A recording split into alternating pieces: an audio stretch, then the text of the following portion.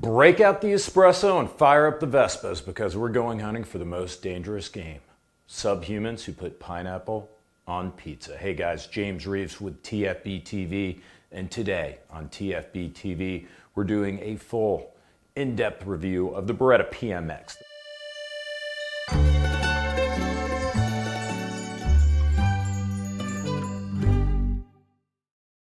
The Beretta PMX, or as the civilian version will be called, the PMX-s, is a 9mm pistol caliber carbine. At the time I'm filming this review, the PMX is only available to military and law enforcement, but after a long, arduous process of ATF approval, the PMX-s will be coming to civilians in the United States.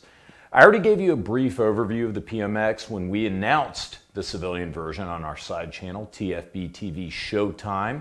We attended EOS, the European Outdoor Show, where Beretta made the big announcement there at the show.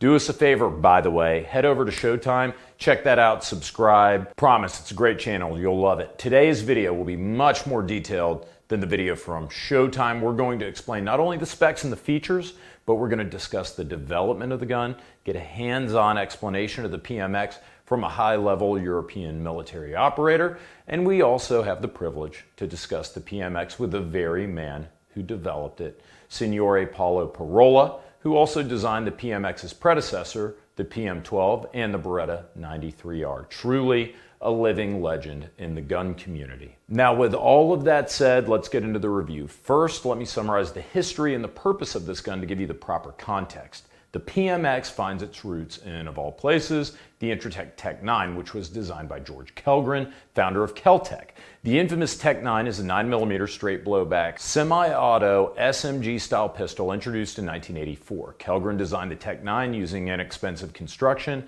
and a straight blowback operating system, so it was economically priced, but effective. It's called a tube gun because it's designed with an upper receiver that's basically a section of metal tube with some holes in it. The straightforward design of the gun made it simple and inexpensive to build. In 1989, a Tec-9 cost $200. Today, an original Tec-9 in decent condition can fetch $1,000 on Gunbroker. In 2015, Swiss gunmaker B&T essentially remade the Tec-9, but as a premium Swiss SMG instead of a made by Mattel problem solver. Like the Tec-9, it featured a receiver tube with a lightweight polymer lower. The P26, as it was called, is fully ambi and it uses the same mags as B&T's MP9 submachine guns and APC9 pistols and carbines. It was updated with an optic rail and pick rail mounting points for lights, lasers, accessories, so on. Only 1,000 of these guns were made and they were sold for $1,000 each. The design found its way over to Beretta, who then made the PMX. Thus, at heart, the PMX is a straight blowback, closed-bolt 9mm tube gun. However,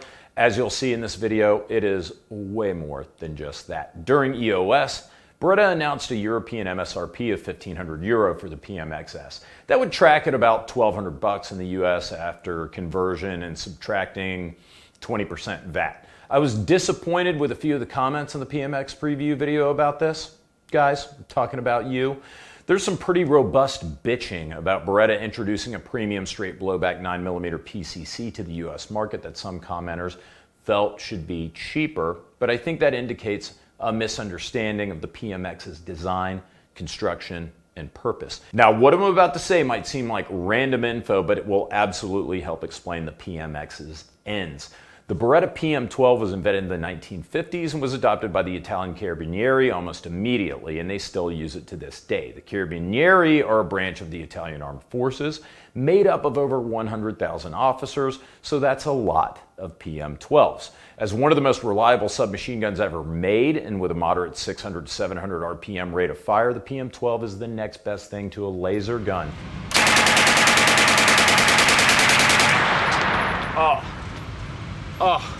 If you want to know the absolute pleasure of shooting a PM12, think about it this way. It's like shooting an Uzi sprinkled with a little bit of oregano. It's a little heavy, very mild rate of fire means that just about anyone can keep this gun level for bursts or even a straight mag dump. And it's an open bolt like the Uzi as well. What's the best thing about the PM12? Qual è la cosa più bella del PM12? Che funziona anche se rimane sotto un carro armato o se prende fuoco.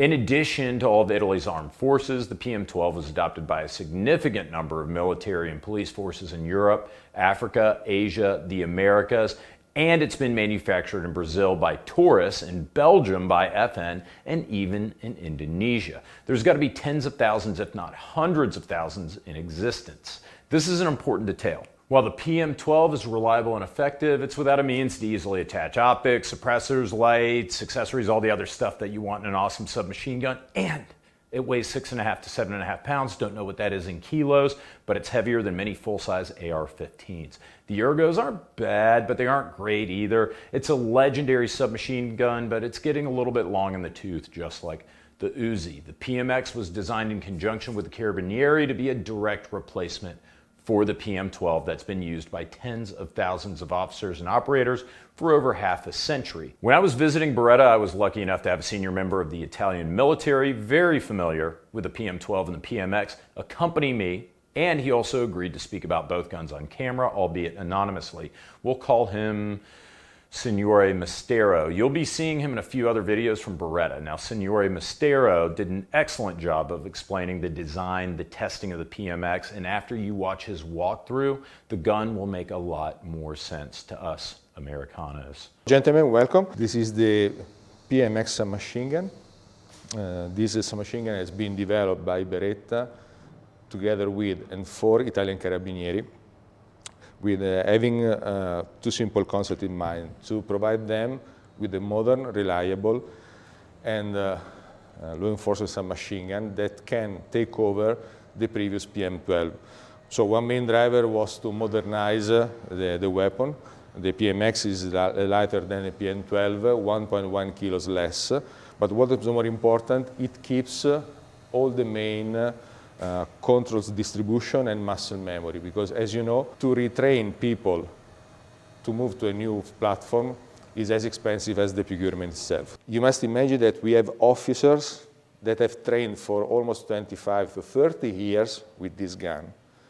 And when you have to switch to a new platform, of course, you have injected the latest technology, weight reduction, use of new materials, but one of the specific requests of Carabinieri, hey guys, we want to keep the same muscle memory because we don't want one of our officers to be involved in a shooting activity and he has to look for the fire control, for the trigger and follow the safety. So this is one of the constraints. If you look at the two weapons, they look very similar, but was a specific and ergonomic and muscle memory constraint. Carabinieri officers now have the possibility to use a more modern, lighter, and possibly safer system, closer to an assault rifle than to a machine gun, but without having the need to switch from a training point of view to a new platform. No matter what the weapon they're using, they will find the same controls and the same feeling and the same ergonomy. From the logistic point of view, imagine that when you have to switch to a new platform,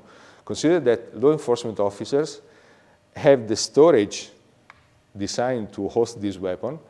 Mainly in any police car, you have attachment for this weapon.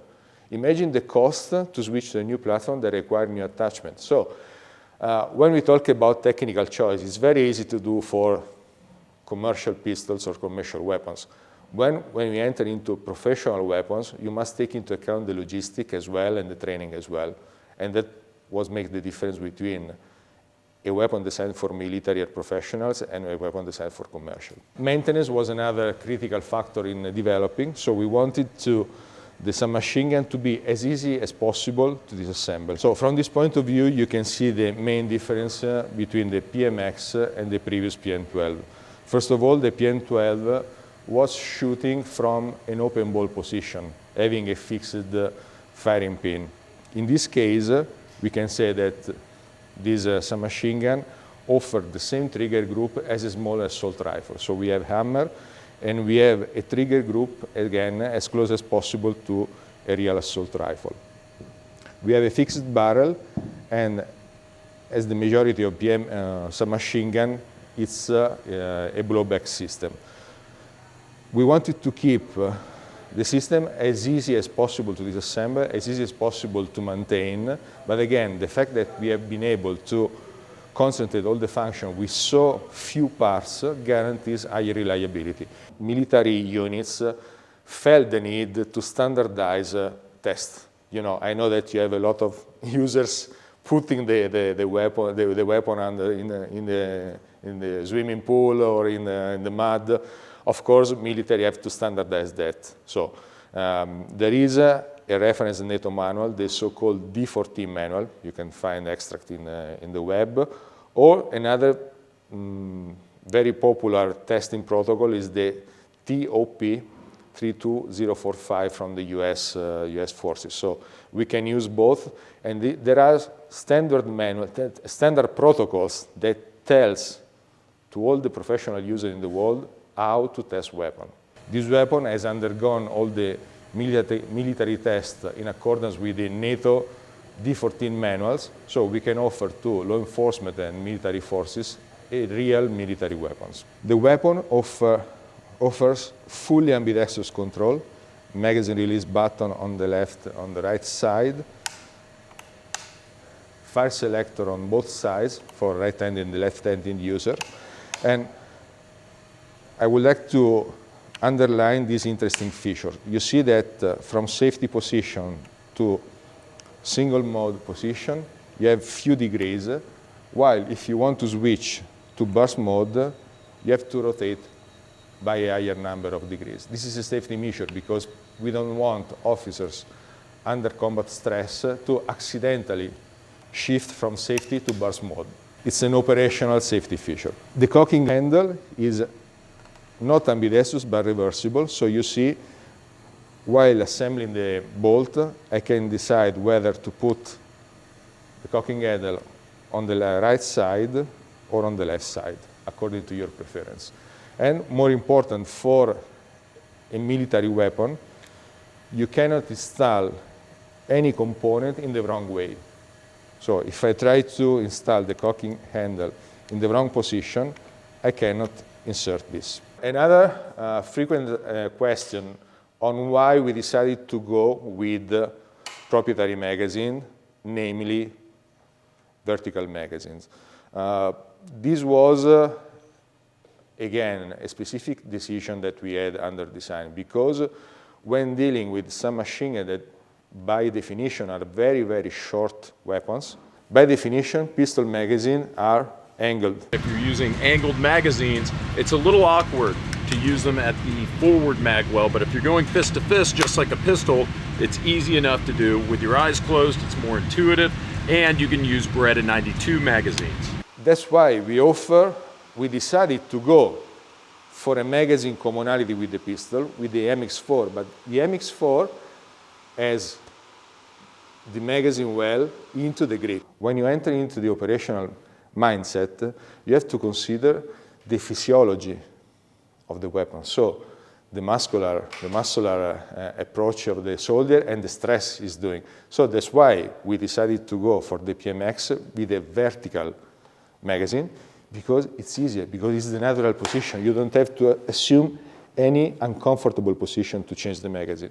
While it's easier on the MX4, because the magazine being in the grip, it's easier for you under stress to insert the magazine. In the firing range, any weapon is perfect, and any shooter is almost perfect because you are absolutely relaxed. Anything changes when somebody is shooting at you. So that's why some technical choices must have seen or must have understood under the operational use perspective. So when somebody is shooting at you and you have to defend your life.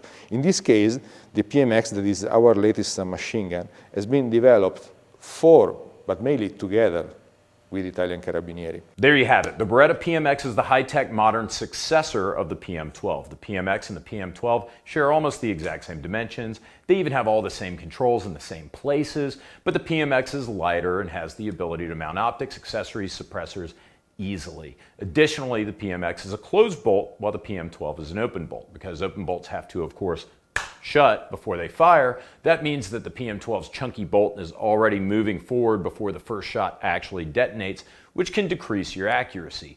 Beretta wisely realized that they could capitalize on updating a design that's already trusted, but more importantly, that tens of thousands of officers and soldiers already know how to use. You can take a PM12 user, you can hand him a PMX, he'll be able to run it with little to no additional training. Ryan and I got to run the PMX, of course, the full auto version in Beretta's testing range below an Italian mountain right behind their headquarters in Gardone Val Trompia. First time shooting the Beretta PMX, and of course, there's no better place to do that than on Beretta's firing range here in Italy.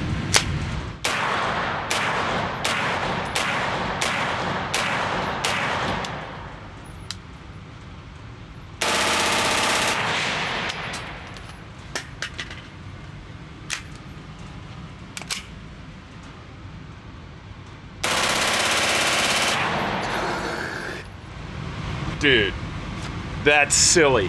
So obviously the rate of fire is much higher than on the PM12 that we just shot in full auto. But you can see there's a little bit more rise, a little bit less accurate. He's not having a good day, right? Every shot, a chest shot, still controllable, even though there's an insane rate of fire. You can see there was definitely a little rise where it went above the clavicle. But this is, again, that was my first time shooting this gun. So for it to be that controllable at that level of cyclical rate, crazy.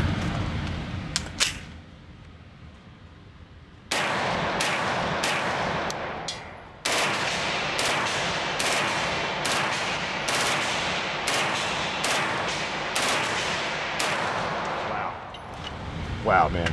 So I think this gun's pretty controllable, notwithstanding the cyclical rate and the light weight of the gun. We're gonna try doing some controlled bursts into the pelvic girdle of this target and see if we can keep it in the box.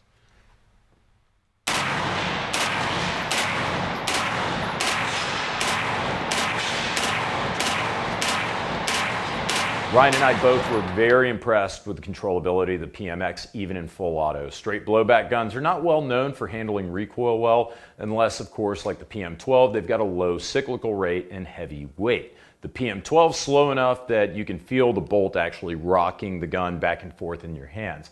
And there's no question that it's much more controllable than the PMX. I was perfectly comfortable firing off entire magazine strings with the PM12, and it's 650 to 700 RPM rate of fire. Plus, again, it's 7 pounds or so, which eats into the felt recoil. Now, the PMX, on the other hand, not as controllable as the PM12 because it's got a much higher cyclical rate of 900 rounds per minute, and it also weighs significantly less at just 5.3 pounds.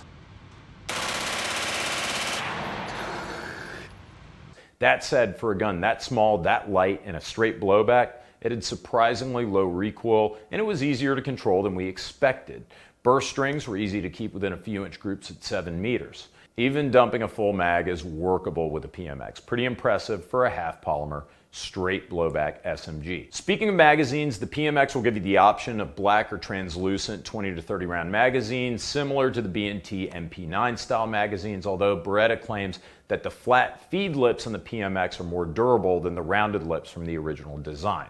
Obviously, because of silly US import laws, we aren't allowed to import the PMX as a select fire submachine gun or even with a butt stock. My appreciation is that the version the ATF is going to allow into the country will be a pistol without a stock and using a Picatinny stock adapter. I'm also hoping that Beretta is going to import the factory folding stock because it looks great and it works very well. It's likely that the PMX, as introduced in the US, will have at least a threaded barrel in 1/2x28, like the display model I saw at EOS. I'd prefer a tri-lug mount, but I'll take 1/2x28 if that's my only choice. You could theoretically just rock set a 3-lug adapter on the gun, as I did with my SIG MPX. I've been happy with that as well. The gun's fully ambi, controls are excellent, easy to manipulate, while they mimic the MP12 controls. Even if you're unfortunate enough to have no trigger time behind the MP12, the controls are intuitive and perhaps even simpler than the MP12's controls. It's got a cold hammer forged barrel, which, if you aren't familiar, is a manufacturing process that makes the barrels extremely tough and much more durable than conventional barrels.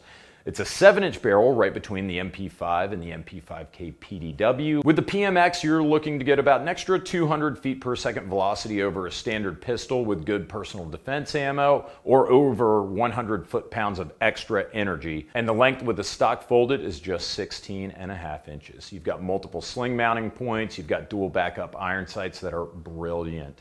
It's like they're notched emergency pistol sights when folded down or peep sights when folded up. I think if Beretta sold these separately, they'd be popular with most PCCs.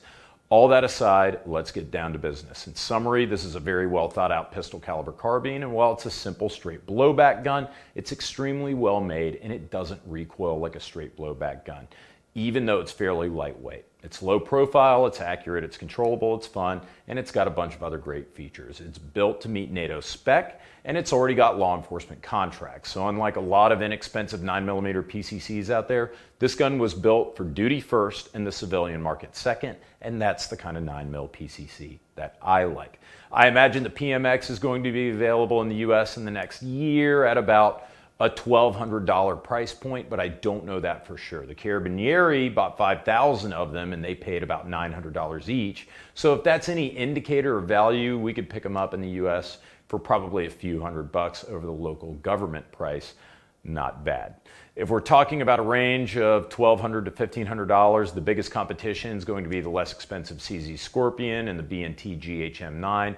Both straight blowback guns, with the Scorpion using more plastic and being, in my opinion, much cheaper feeling. The GHM9 is a great carbine. It's been on the market a little bit longer with the option to use different magazines with a lower swap, even Glock mags, and swap uppers. Even one upper has an integral suppressor option. I don't think you can go wrong with any of those choices, to be fair. Yes, like the Uzi, like the Tec-9, the PMX is a simple, straight blowback design, which makes it, of course, simple, often quite reliable, easy to maintain, and inexpensive. The main drawback is that simple blowback guns typically have more recoil than delayed blowback counterparts because there's no additional mechanical deceleration of the bolt.